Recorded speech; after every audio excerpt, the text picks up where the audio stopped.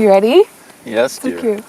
Hi everyone, and welcome back to my YouTube channel. On this episode of Book Talk, episode 3, I have a very special guest with me, John Rogers. Do you want to say hi? Hi, I'm here in Canada with my wonderful daughter.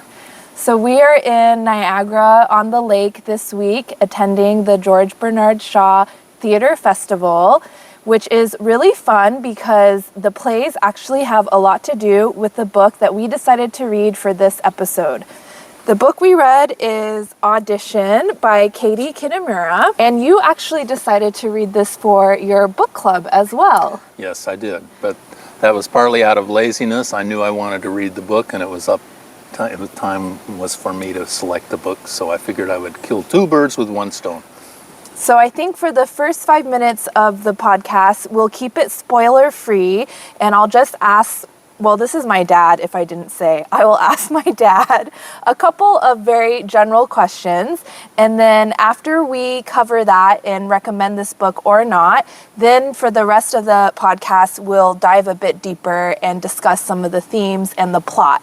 So if you're still wanting to read this, you can click out after that so you're not spoiled. So let me start off with just asking you, so you explained that you picked this book out of laziness. Yes. Can I ask, did you enjoy reading it, and would you recommend it for someone else or for my viewers to read? Yes, it's considerably thought-provoking, and it's short, so if you're not sure whether you want to read it or not, it's only 200 small pages. That actually kind of affected the sequence in which I read it, because I read it like halfway through and then put it down, and then when I picked it up again, I started at the beginning and read through, and I did that a couple of times. So I'm much more familiar with the first part of the book than the last part. So you actually read it a couple times? Yes, I read it a couple times. And did you read it or listen to book on tape? The first time I read it, and when driving up here to Canada, I was listening to it on tape as well, but not all of it. Was the experience different? Not particularly, no. I can understand the reader very well. Nice. Yeah. Is this your first book that you've read written by Kitamura? No. I got into reading Kitamura actually through her husband, who I'm a kind of a fan of him. He's an author. What's his name? Hari Kunzru, Kunzru, I think. And some of his books have really seemed like they were written with me in mind, and so I have read a lot of his books. And then when you and I went to the Jaipur Literary Festival, and when was that? A year and a half ago, right? A year and a half ago, she was there, and so we actually heard her talk, and you got an autographed book, and I listened. So I had already read one of her books, and I proceeded to read the one that she signed for you. And then when this one came out, it was a natural that I would read it. I won't give anything away, but maybe we'll talk a little bit about her other books and this book as well. So you mentioned you've read her other books. Which ones of her previous works have you read? And did any of them resonate with you in particular? Yeah, Intimacies, I think, and Separation. Separation are the two books that people have read if they've been reading her. And the first one, Intimacies, is about a legal translator who goes into a war crimes tribunal, and she's the translator for the language that the accused speaks. Yeah. So that's interesting to me. I'm a lawyer, I'm a law professor, I'm interested also in the theory of translation when I'm talking about literature, so it had a lot of themes that I'm interested in that she was talking about in a very interesting way in the story of Intimacies. The other book I enjoyed, but it didn't strike me as much as the first book she wrote. Yeah. And then this book, I think it came out this year, and it was long-listed for the Booker Prize, and then now it's been shortlisted, which I think is very exciting. As Dad mentioned, we both got to meet her in person, so I think we feel a little bit on her team or protective of her success. So I'm very excited that she is getting recognition from the establishment.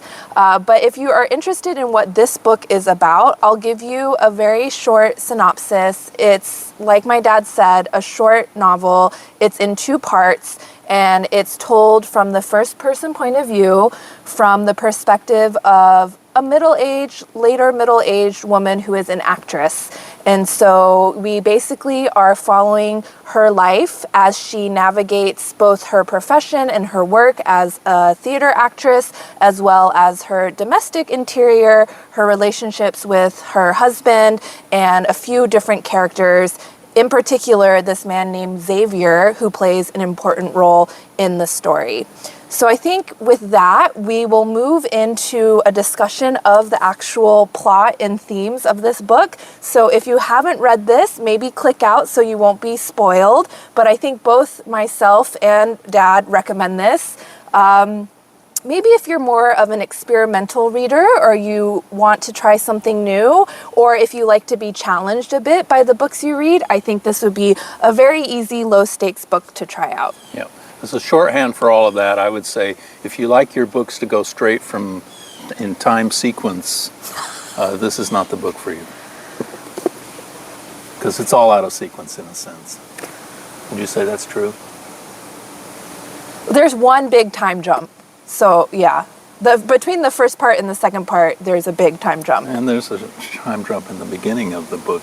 The absolute beginning, she goes to all these things, and then you find out why it's important to her. Yeah, that's interesting. I think Kitamura reveals things in a kind of a clever way. She doesn't give you all the information at once. That's what she I'm saying. reveals things that Much better said. Than yeah. But it's not like a time travel. There's no like jumping. No. Okay, so now we're gonna talk about the book itself.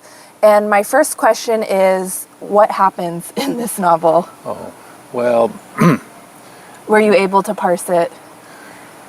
Yeah, it opens, it's kind of like a scene in a movie, and it opens and you see this scene of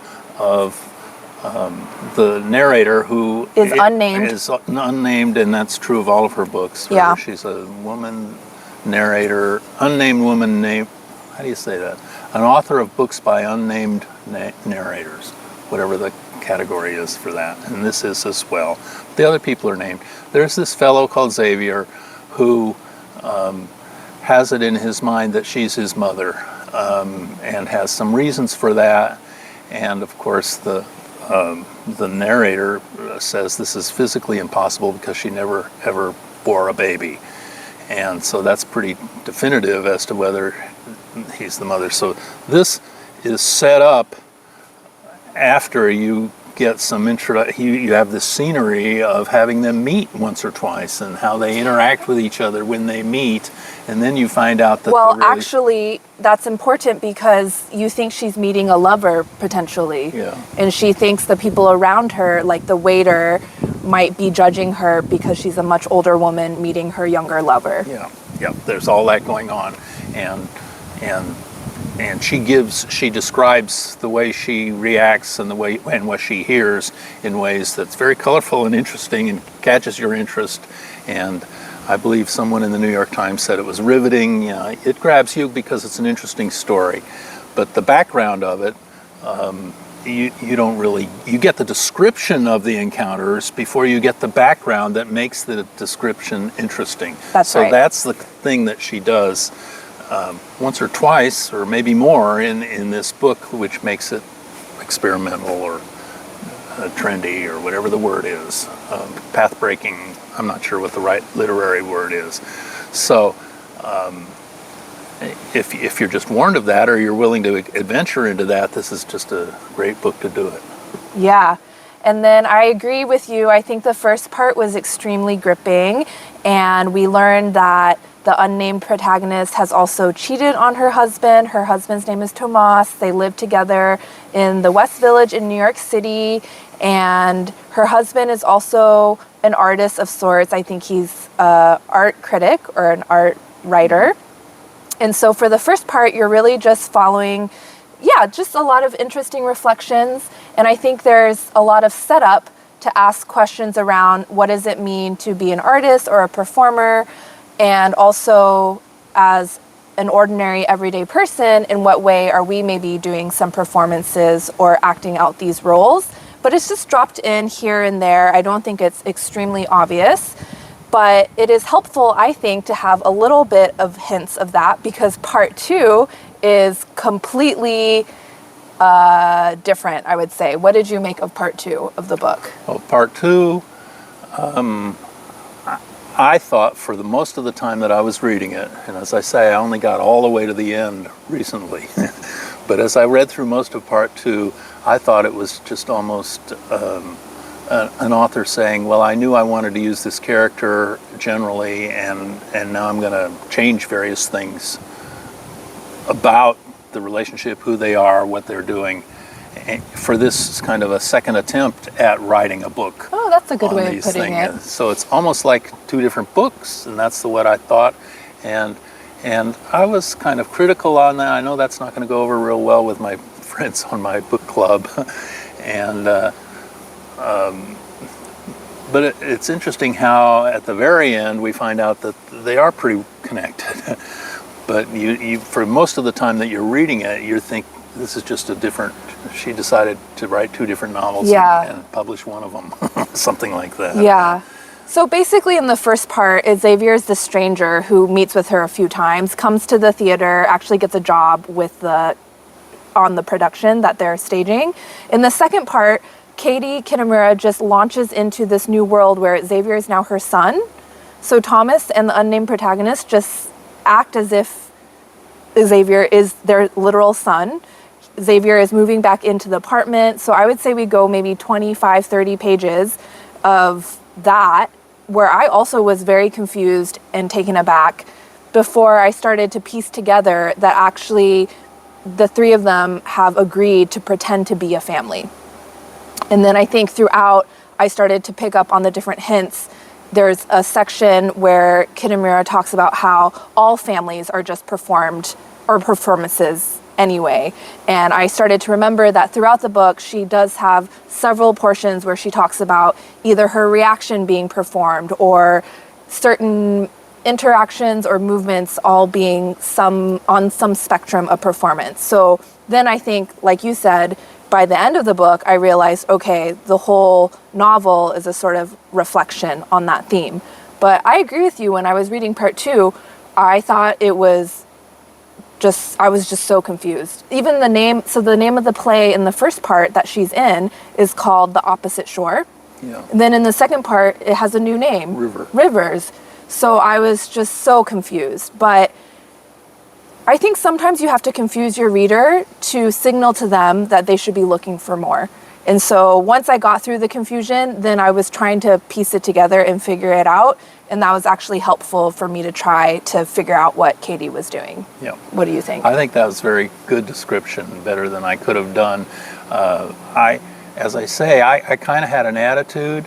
I thought, if she can write this stuff in a funny sequence, I can read it in a funny sequence. So I never got to the point where the book pretty much comes out and says that they agree to pretend, or whatever the word is, that they are in fact a nuclear family physically.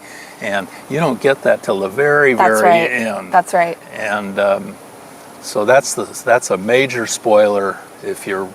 Well, it's too late now. Yeah. But I mean, well, hopefully they've already left. Yeah. But that's a big difference. So what's the point of it all? Well, along the way we get some very interesting things that she says about. That's right. About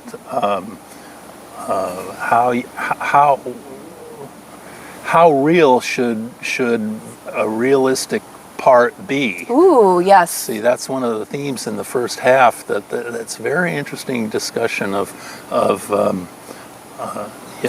for instance, it'll say readers don't really want to watch somebody die on stage.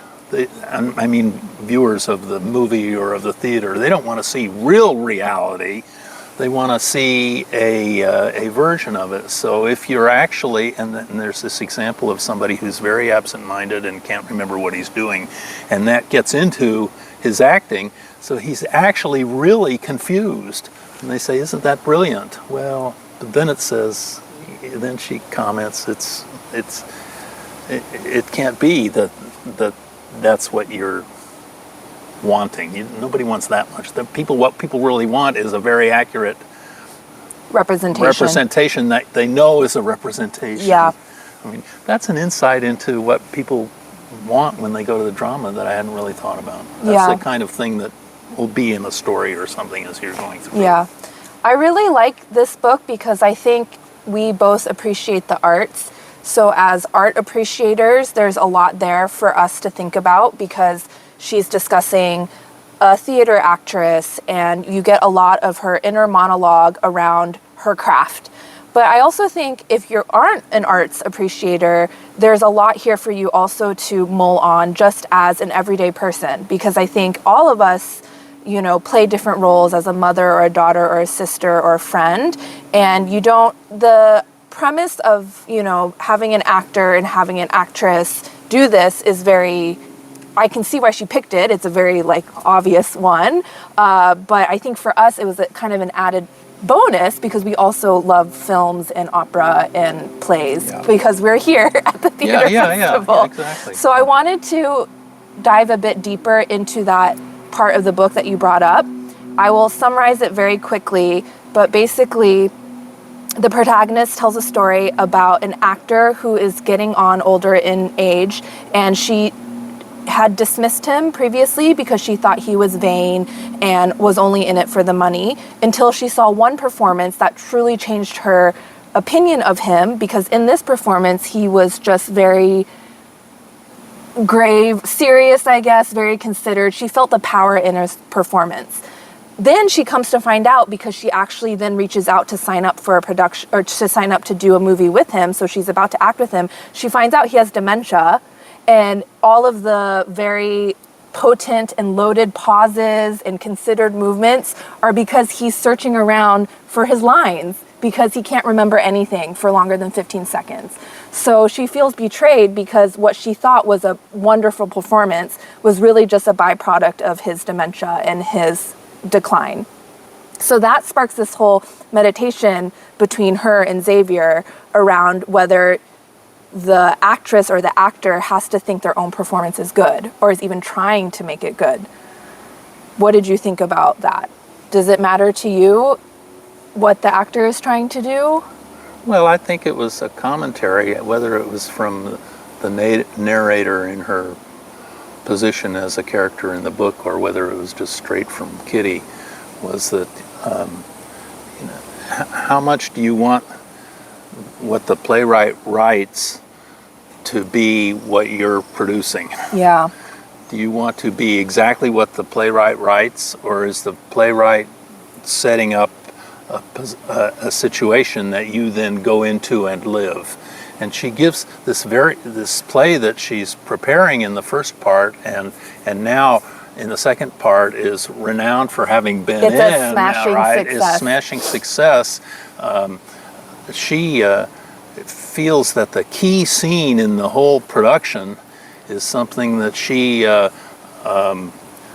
a little bit differently every time, because she treats it as go out and do your thing, and she does her thing, and it's the cooperation or the collaboration of those two producers, plus the other people who are working on the play, are the ones who are sending the message.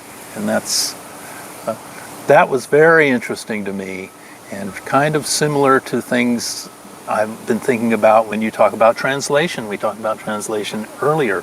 Is a book that's in a foreign language that's translated into English is really a co-production of the author and the translator, and the translator is really making part of the art. And that was kind of similar, kind of parallel to this idea of playwright and the actress or actor. Yeah. So I just want to read a quote from what he described. This is exactly what you described. So the quote is, "When I breathed in and stepped forward into the light, Countless paths seemed to unfurl before me, forking and then forking again, so that I was dazzled each time by the scene's infinite contingency, the range of possibility laid out in front of me. It was that here, the gap between my private and performed selves collapsed, and for the briefest of moments, there was only a single unified self. She's talking about this in the perspective of an actress working on her craft, but I think it's relevant to everyone. We all have private selves as well as public selves, and we all kind of change a bit depending on what role we're playing and what relationship we are in. And I wanted to ask you about that in regard to her husband. And I think we had chatted a bit before about her relationship with him and how she kind of just decided that she was going to be a good wife. Yeah. There's an anecdote or a story near the end of the first half. In this book, you got to realize there's two distinct halves. So at the end of the first half, you have this story.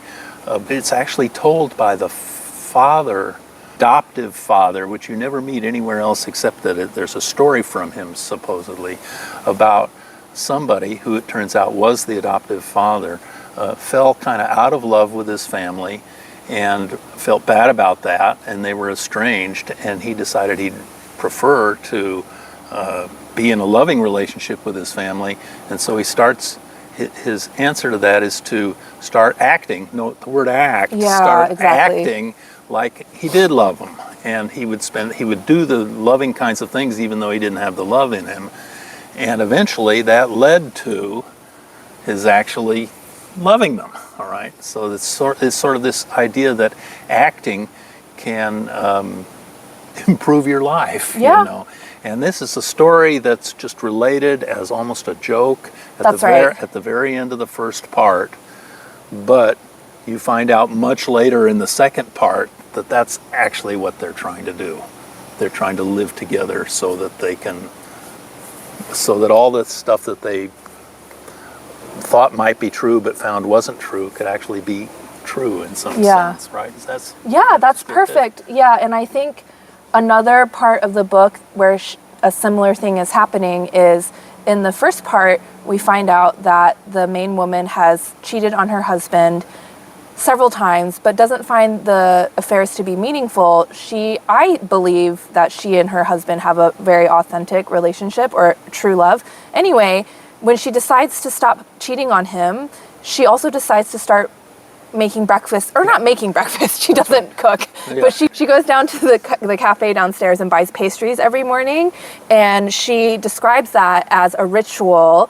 And the first time she does it, her husband has a good reaction. So I think that's another example where just doing this ritual, to her, I don't think she even takes breakfast or even cares so much about that, but it's more the ritual and performing the love that she's doing because she wants to love her husband. Yep. And that leads to what you had been saying, is that they get their love back.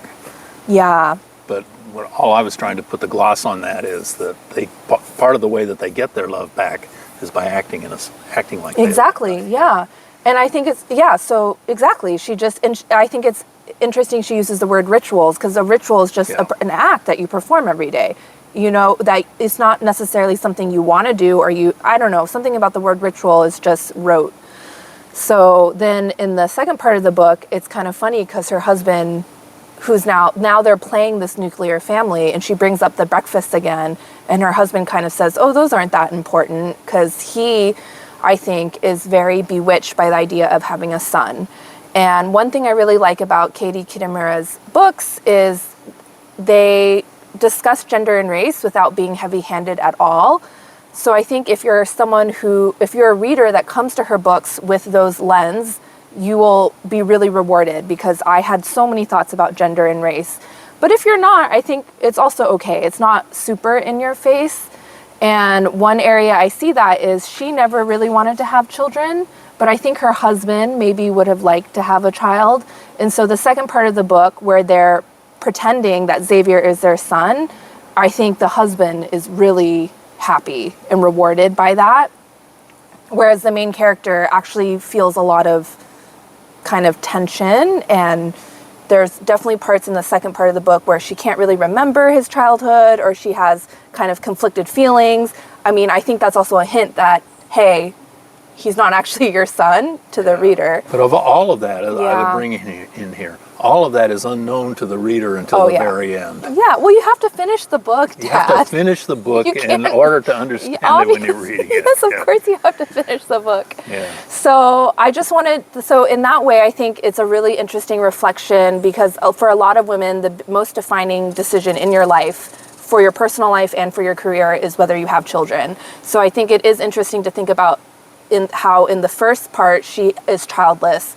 Even it's impossible, she had an abortion, there's no way she could have had progeny. Whereas in the second part, this whole imagined nuclear family is centered on the idea of having a son. So as a woman, I feel that was an interesting choice to make, because that is actually a very life-defining decision for most women.